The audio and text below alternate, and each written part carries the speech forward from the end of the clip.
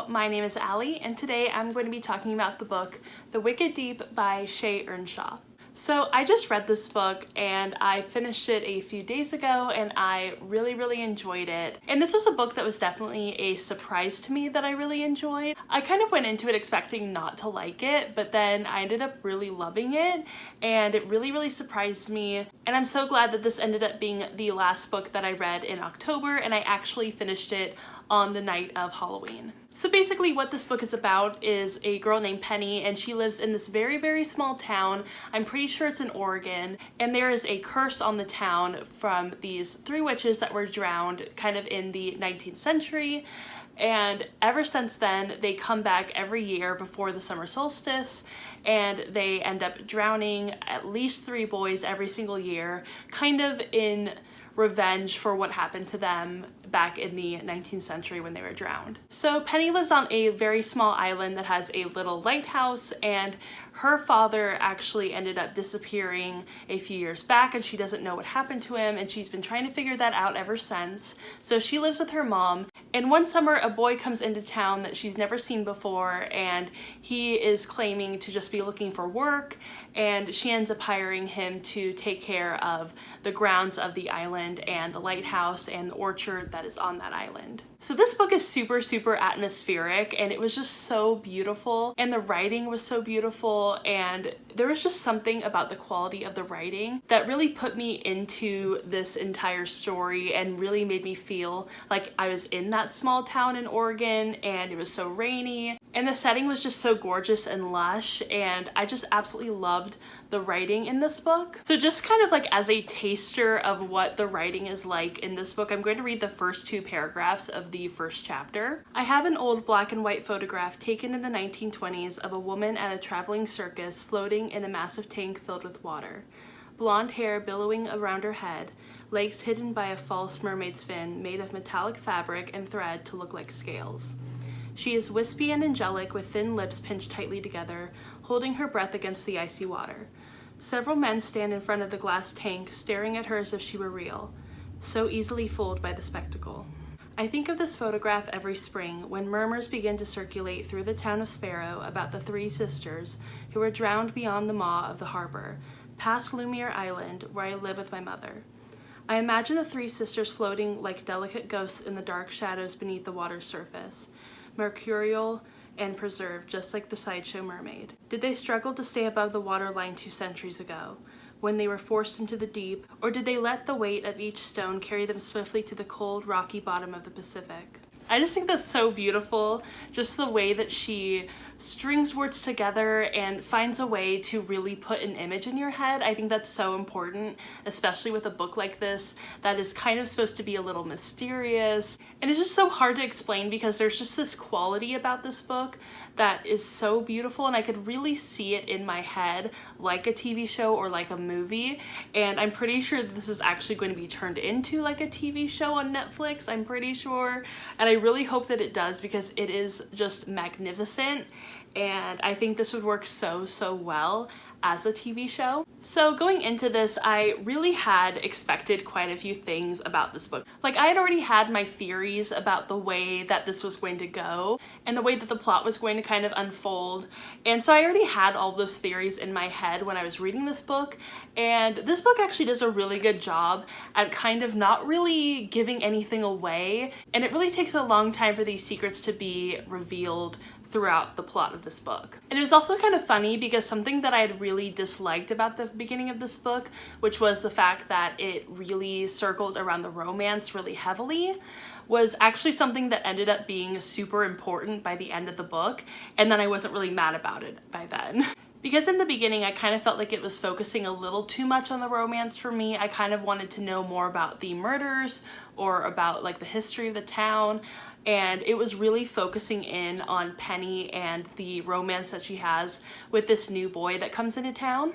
But by the end of it, you kind of get to learn certain things about Penny and about the history of the town and about the 3 witches that have died, and then the romance starts to make a lot more sense. And so I feel like if you are a little uncertain about the romance in the beginning, I say stick with it because it really makes a difference by the end of the book, and it's really, really important to the plot. And that was something that I just did not think that was super important, because I feel like a lot of times in these kind of books, the romances aren't super integral to the part. Like they're just kind of an add-on that is put into the book to give us something to enjoy, you know. A lot of people like romances, you know, I feel like that really, like the whole shipping thing is kind of a big deal in any book community. So especially YA book communities like love shipping. So I feel like a lot of times in these kind of books, they just put that in there just to kind of give the audience what they want. But I really actually enjoyed the romance in this book, and by the end of the book, I was sobbing. I was in tears, like actual crying tears. You'll probably see it in my vlog. And this book broke me. Like the romance in this book, I don't normally get too attached to romances in books. Like that's not the kind of person I am. I'm not like super into shipping or whatever. Like it's just not my thing. But this book, literally, I was so surprised when I was actually in tears. Like it was beautiful. It was so beautiful. And I just could not even believe it. Like if you've read this book, you know what happens at the end of this book. And I broke down. Like I don't know why. There's something about this book that really buried deep down inside me, and I don't know if it was the writing, I don't know if it was the characters, I don't know if it was the setting or the plot, or maybe just like a combination of all of those things, but this book really, really affected me, and I'm still thinking about it, and it's been like, what, 2 or 3 days after the fact, and like yesterday I was eating spaghetti and I was thinking about this book and I just started to get really emotional, and it was just so surprising because that doesn't really happen to me very often with books. Like yeah, I do cry a lot during books, but this one has really stuck with me and actually is making me emotional like after the fact. So going back to the fact that I had kind of had some theories about this book, all of those theories were correct. So everything that I had kind of come into this book believing was going to happen, and it wasn't like I hadn't been spoiled for this book. No one had really told me what was going to happen in this book, but going into it, I kind of had some ideas of what was going to happen. So all those theories that I had ended up being correct, which was both kind of like, you know, oh yeah, I knew that was gonna happen. But also I love when that kind of stuff happens. So if you don't like having your theories be correct in books, if you like to actually be like really surprised and shocked, this might not be the book for you. Personally, I don't mind that. I don't mind either way of whether like my theories end up being correct or wrong. That doesn't have any effect on whether I enjoy a book or not. But if you really like to be surprised, or if you like big shocking plot twists, might not be the book for you. I mean, unless you have theories and then they end up being wrong about, I mean, it really just depends. I just say try this book out. It's super short. It's like around 308 pages. It's not a long book at all, and it's definitely worth it. Like, even if you're kind of let down by the plot twist, the writing in this book makes up for that at least tenfold. So I would say to, you know, go into this book, have an open mind, you know, try it out. But I mean, if you're really not into, you know, kind of, I wouldn't say they were lukewarm plot twists, because they were really exciting plot twists, and like I did kind of go like, oh, I already knew that, you know? Like I gasped a little bit, but I of course knew that, but still I do say try it out, give it a chance. It's a really good book. The hype for this is real, and it is deserving of that hype. I do have to say that there were, I think, maybe 1 or 2 plot twists in this book that I was not expecting, so that actually made it really exciting as well. So I kind of had that balance of being right, but then also being surprised, so that was really nice. And there are quite a few plot twists in this book, so you know, by the end, I think like by kind of like the end of the middle and then the beginning of the end is where we get a lot of the plot twists and a lot of the more exciting things happen.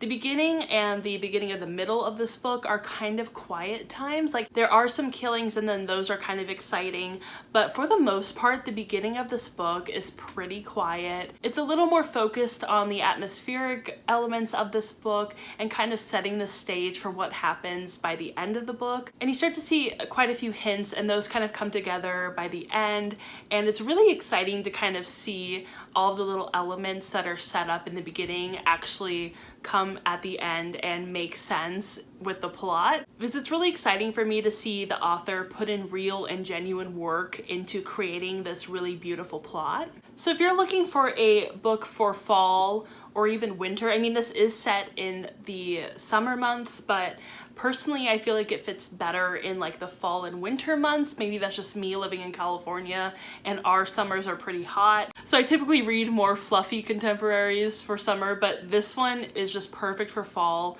And I love just the rainy aesthetic in this book. It's so beautiful. I love rain, so like I'm obviously gonna love this. And I really love that it was set in a very small town. It felt very insular, so that was really nice for me as well. And I definitely recommend you check this book out, and I hope that you guys enjoyed this review. I don't do a lot of reviews on this channel and I want to change that. I just don't feel like I'm that great at talking about books for like a long period of time. I feel like I can kind of start to repeat myself, and I hope that I don't repeat myself too much in this video, but I definitely recommend this book. Try and check it out if you can.